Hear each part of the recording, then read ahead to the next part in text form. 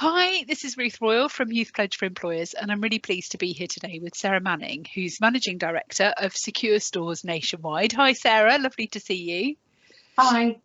So, tell us first of all a bit about Secure Stores Nationwide and what the organisation does. No problem. Yeah, so we were formed at the beginning of last year, so beginning of 2020. Right. And we are a shipping container sales and rental company.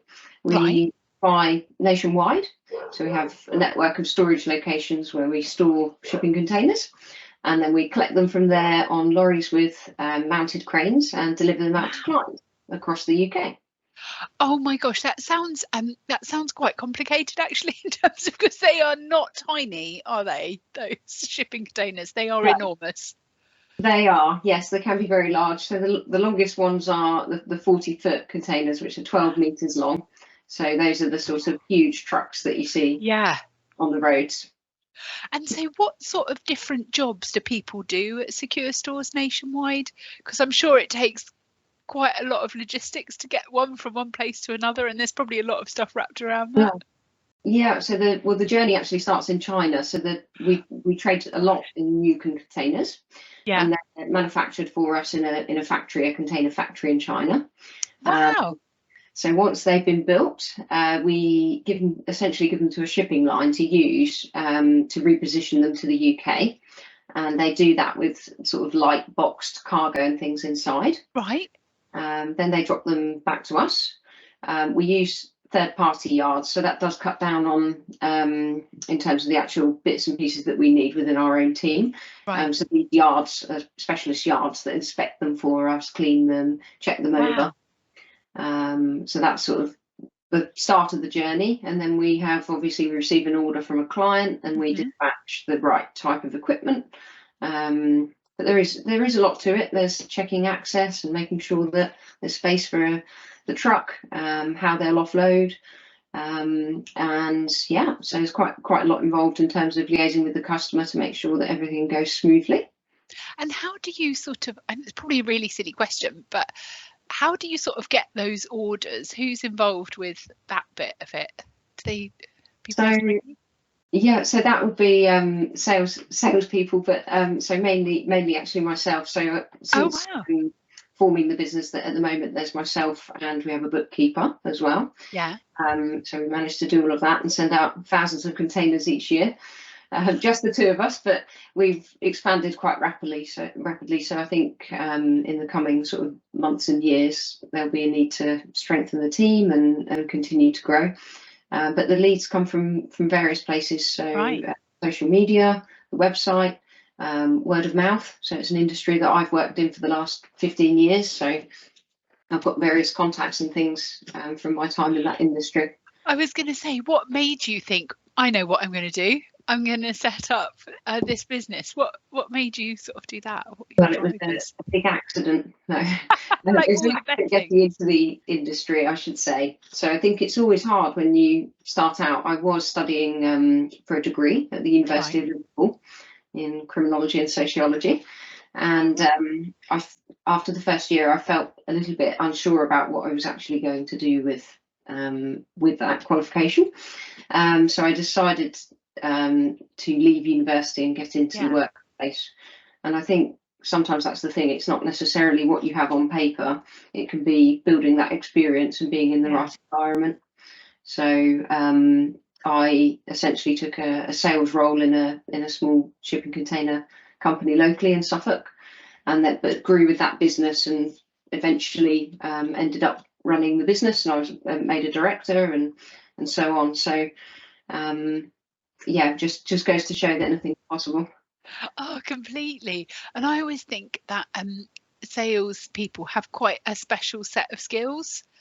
I don't know, what do you think about what sort of skills do you think are useful to have in a sales environment? I actually think the best sales comes from just caring about the customers. So you're not necessarily thinking of it as selling to somebody. You're thinking of it that somebody's inquiring with you because they have a problem that they need a solution for, or a product that they require.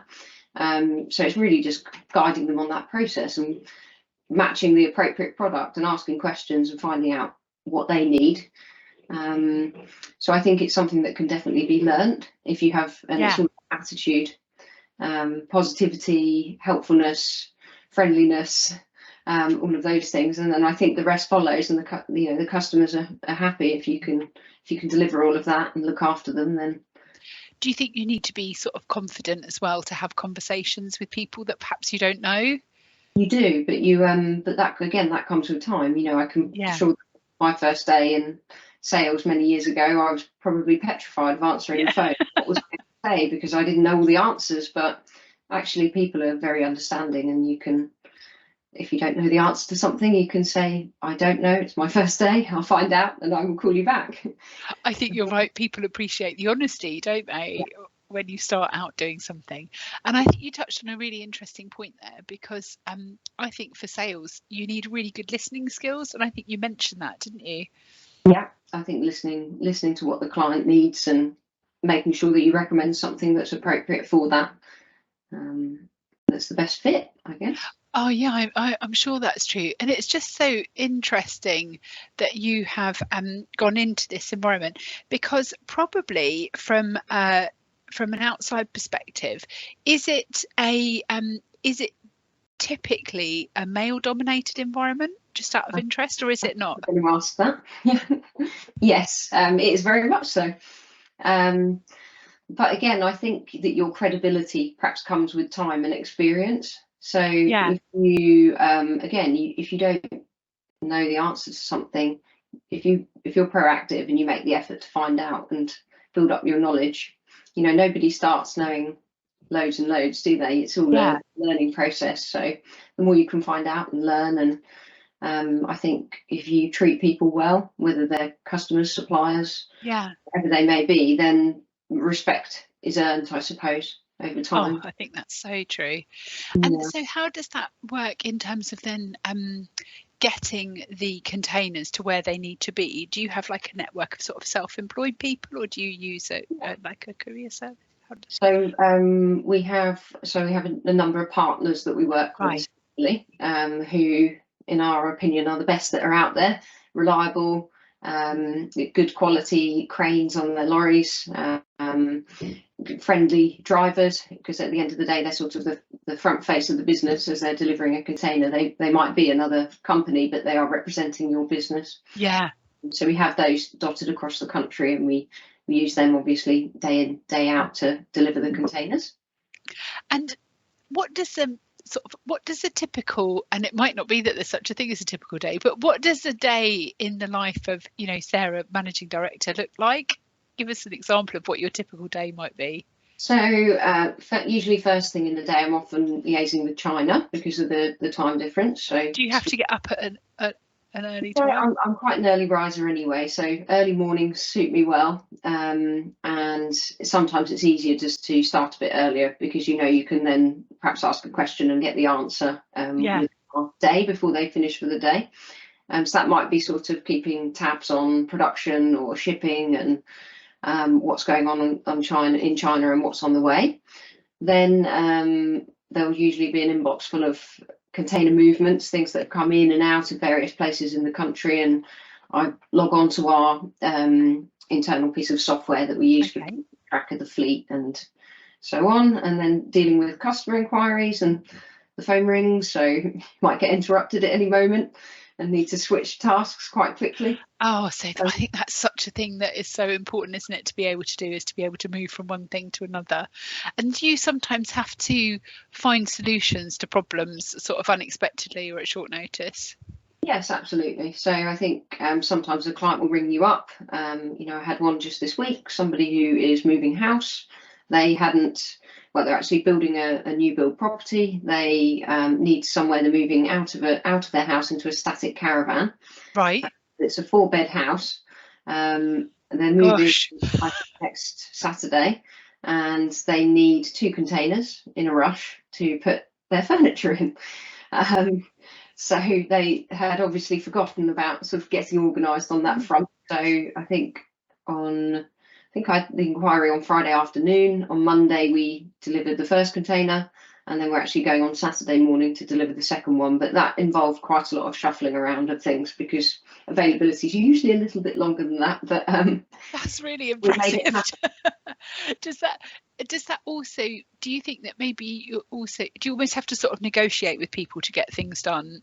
Is that like another skill that you have? Oh, definitely. There are times when you have to negotiate things, whether it be around price or whether it would be around just making a solution come together, shall we say? Yeah, it can be all sorts of scenarios. And it sounds to me like that kind of sort of the mental agility to be able to think on your feet is something else that you may need in your role too. Yes, yeah, sometimes, yeah. We also have currencies as well. That's another factor that we have to deal with. So we buy the containers in US dollars, Okay.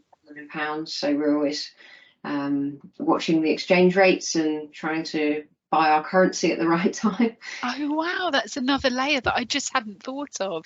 Yeah, so there are a lot of unique parts, shall we say, to the process. And do you sort of need to know, well, you must need to know about sort of shipping law. Yeah. I can't think of a better way to put Yeah, that. yeah. So you have to sort of be aware of the process, and there's sometimes, depending on the type of containers that you bring in, there might be a customs process on arrival. If the shipping line are handling it, then that's their responsibility. But there are some where you need to handle customs clearance and getting the port to collect things, and they have their own processes. Oh my gosh. And I bet that's probably been, you know, sort of everything's maybe changed since Brexit as well. So getting to staying abreast with what's happening of, you know. Brexit isn't quite so relevant to us because we import from China, Of course, rather than from within the EU. But certainly I know for a lot of businesses that's been rather complicated. I think that staying sort of in touch with what's happening in the world, isn't it? Because anything could affect you in that way. Yes. And that whole piece about the exchange rate, I just hadn't sort of thought about as well. That's so interesting that you've got to kind of navigate all that as well. Yeah. In your, it's sort of really, we've asked everybody this to close, Sarah, and I'm just sort of really interested to know. You obviously, I think more and more, like talking to employers, I think when you're young, it's really easy to feel that you've got to make a choice about what it is that you're going to do for the rest of your life. But the reality for most of us is that our careers evolve out of different opportunities and things that we take. And I wondered if you were to go back and have a conversation with, you know, young Sarah at that time, like starting out on your career journey, what piece of careers advice would you give yourself? Do you think? I would just say that you have to put yourself out there, and sometimes you have to ask for the opportunities, because the person who's working above you might be really busy, and it might just not have occurred to them that there are certain areas of a business that you're interested in, or skills that you want to learn. And I think if you just show willing and ask for opportunities, and have the right attitude, then I think people are, on the whole, very happy to support you. Oh, I think that's a great note to end on. Thank you so much for your time. Thank you.